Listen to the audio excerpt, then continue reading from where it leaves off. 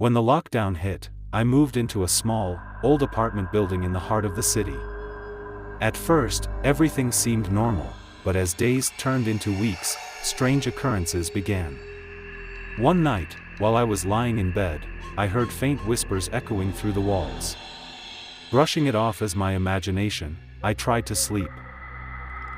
However, the whispers grew louder each night, and I couldn't ignore them any longer. I asked my neighbors if they had experienced anything odd, but they all dismissed it. I felt like I was losing my mind. One evening, while watching TV, the lights flickered, and the atmosphere in the room shifted. Fear gnawed at my insides as I noticed a shadowy figure in the corner of my eye. When I turned to look, nothing was there, but the feeling of being watched persisted. My sleep became disturbed by nightmares, and I woke up with scratches on my arms and legs. I couldn't explain it. I lived alone and always locked my doors before going to bed. Panic set in as I realized something paranormal might be happening. Desperate for answers, I researched the building's history and discovered a chilling fact. Decades ago, a woman had been murdered in my very apartment. Legend had it that her restless spirit haunted anyone who dared to live there. I couldn't stay any longer. The fear was too overwhelming.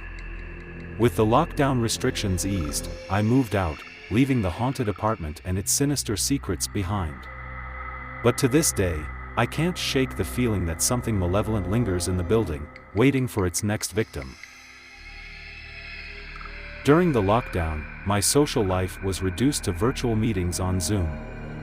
One evening, while on a call with friends, an unfamiliar participant joined the meeting. Their name was displayed as unknown with a blank video feed and no audio. At first, we thought it was a technical glitch or a wrong link shared by someone, but then the chat box started filling with disturbing messages. The anonymous person seemed to know details about us that they shouldn't have known, our addresses, our daily routines, and even our deepest secrets. An eerie silence fell over the group as the messages became more sinister.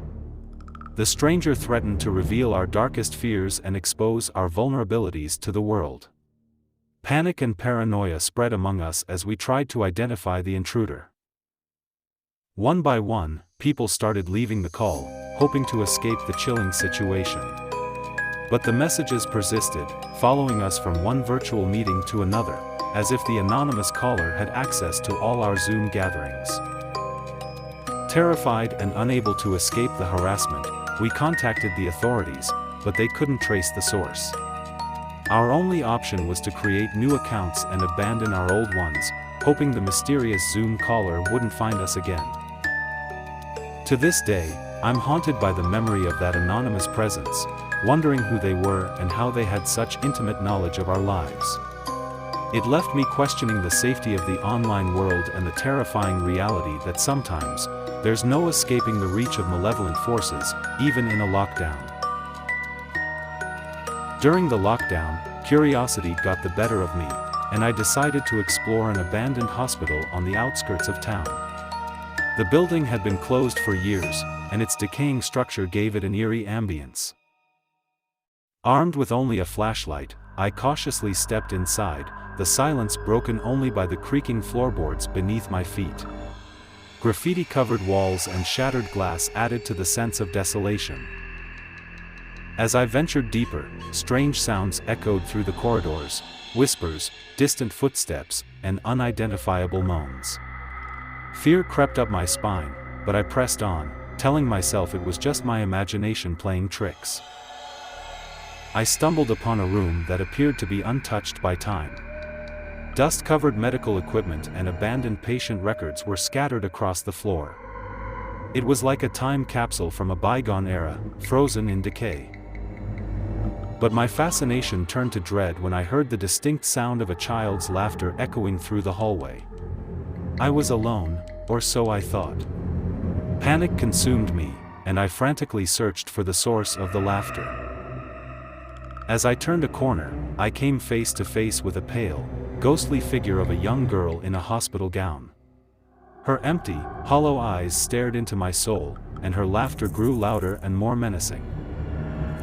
Terrified, I ran, my heart pounding in my chest. The hospital seemed to stretch before me, its maze-like layout disorienting me. No matter which direction I turned, I couldn't escape the haunted girl's presence. Finally, I found an exit and burst through the doors, gasping for breath. I never returned to that abandoned hospital, but the memory of the ghostly encounter during the lockdown still haunts my dreams.